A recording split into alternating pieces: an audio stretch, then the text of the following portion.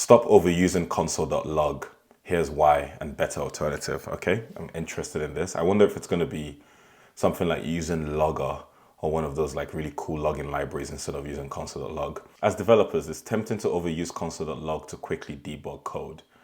I am so guilty of that. I'm not gonna lie. I've tried to use the whole, debug console and all that stuff, but for some reason, console.log is just the easiest way for me to always fix my bugs. Anyways, while it might seem like the fastest way to diagnose issues, it can slow you down in the long run, clutter your code, and limit your insights. That is true. Initially, when you just start building a project and you have the first few console logs, it's all nice, it's all fun and games, but the moment your project grows, the next thing you know, there's just like you check the console, you see a million things, you forget where it's coming from.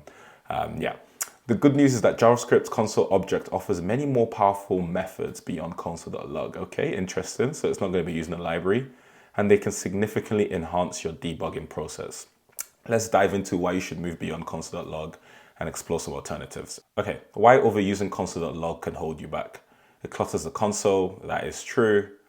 No structured insights. Okay, what's this? Only outputs raw values, offering no structure or deeper view of complex data like objects or arrays. I guess this is true, but usually when I use console.log, I usually use it with like json.stringify to like get deeper view into the object. So for example, if I go into my playground right here and I can tell cursor, create a deep object, and maybe I'll say 4 level deep. If I print that, bang, and I'm just going to console log it right here, deep object. So if I just print this without using json.stringify, you can see level 3. I can't exactly see what's going on there. So this is what I usually do, but I'm curious to see if there's a better replacement for that. Yeah, so when I use that, I get this, which is pretty cool, I guess. Okay, performance overhead. Frequent logging in performance sensitive environments can degrade performance over time. I've never experienced this before, but I'm sure if you're like building something that is very, I guess, reliant on performance, maybe that will happen, but I have no idea. I have no experience of that. Missed potential. JavaScript offers many other built-in console methods that can give you much richer insights and cleaner results. Okay, I'm so interested to learn these. Let's see how many of them are there. 1, 2, 3, 4, 5. Okay, 5 new functions that we can be using. Console.dir for inspecting objects. Instead of using console.log to print out objects which can be hard to read, try console.dir. It displays an interactive list of the properties of the specified object. Okay, it looks like it works like this. You put this, and then you can say what the depth is. Okay, let's try it out here. So, just as a reminder, when I just did console.log, deep object, it showed this, so it didn't actually show me level 3. But if I change this to the, and then do that, this looks like directory, so it feels like it's giving me something to do with directory, but I guess it has nothing to do with that. And then if I print that, whoa, that is pretty good, to be honest with you. Because now I don't actually have to do json.stringify. This is actually really good. I can see the whole thing. And I'm guessing with this depth, if I do just like give me 1, it's only going to give me 1 depth. Wow, this is so cool. Why have I never learned any of this? I guess json.stringify has never been that hard for me to do, so it's not that crazy, but wow, that's actually really nice. Okay, cool. Next one, console.clear. I've actually seen this one before, to keep the console clean. If you're logging frequently during development, your console can get cluttered quickly. Instead of manually clearing it, sifting through the endless logs, use console.clear. I guess this is important if you want to log something somewhere in your code, but you want to basically just disregard every log that comes before it. You can just console.clear. So I can show an example of this here. If I just console.log my name, and then maybe console.log my last name. And then now if I console.clear and I log something else, what can I log? I'll just log London because that's where I'm from. And then run that. You see it only shows London. It basically clears everything else. So that's actually really cool. I should be using that more often, to be fair. Okay, console.group and console.group end for organizing. I didn't know there was this many consoles. What the hell? I really need to like look deeper into JavaScript to see what other consoles exist. Okay, sometimes you need to organize related logs into groups for better readability. Console.group allows you to group multiple logs together, and you can even nest groups for hierarchical data. Okay, let's see this.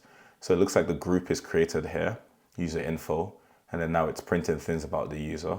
And it creates another group, preferences, and it's printing things about the preferences of the user.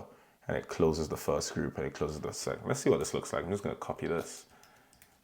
And then let me just run that. That is pretty cool.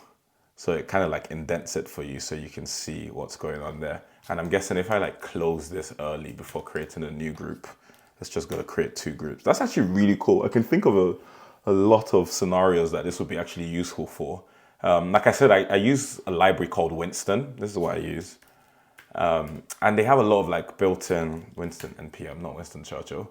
They have a lot of built-in stuff that allows me to do a lot of things like this. And they also have console.info, console.debug. So you can create different levels, meaning that you can basically silent one of the levels. So for example, if you have a lot of debugs, you can do the level as debug, but debug, maybe you debug a million things, but info is something really important. So you can basically silent debugs and only look at the info log. So this is cool. This is what I usually use, but this console.group actually looks very interesting. I can see myself actually using this.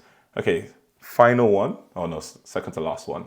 Console.table for displaying tabular data. What the hell? There's so many of these. Am I the only one that didn't know these exist? So you have user data. Let's just see what this looks like. You have the user data here. You do console.table on it.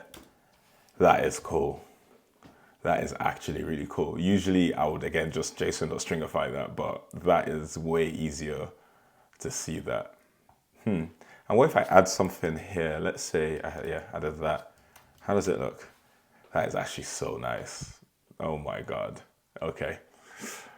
I feel really bad that I don't know about this. Console.time. Oh my God, are you kidding me? This exists? Usually what I'll do is like start a timer or like record the date and then record the difference between the final date and the start date to like know how long something takes. But console.time and then console.time end, and that should print out the time. Let's see what that looks like. So this should print around 2 seconds. Let's see. Oh, wow, that is cool. That is so cool. And what happens if I just change the name and just mess with it a bit? Okay, it looks like it shows a warning that you basically didn't start the timer. That's actually really cool. This is, I guess, very useful if something in your backend is taking a lot of time to run. You could just use this and just know exactly where it's taking the most time. But this is cool. And I guess the final things here are a few tips. Remove logs in production. Exactly, yeah, Winston. See, Winston actually shows up. This is a cool thing about Winston. You can actually do something like this where you say, if you're not in production, do not use console.log transport. Transport is like basically something that stores the logs. So this the console transport is something that displays the logs in the console. So if basically by doing this, you don't log anything in production.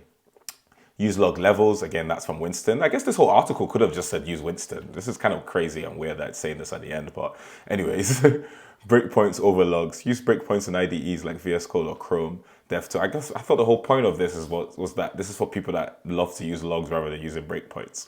But yeah, final thoughts. While Console.log has its place, overusing it can lead to inefficient debugging and messy code. By embracing more advanced console methods, you can improve the way you debug complex data, manage logs, and measure performance. I think it's a pretty good article.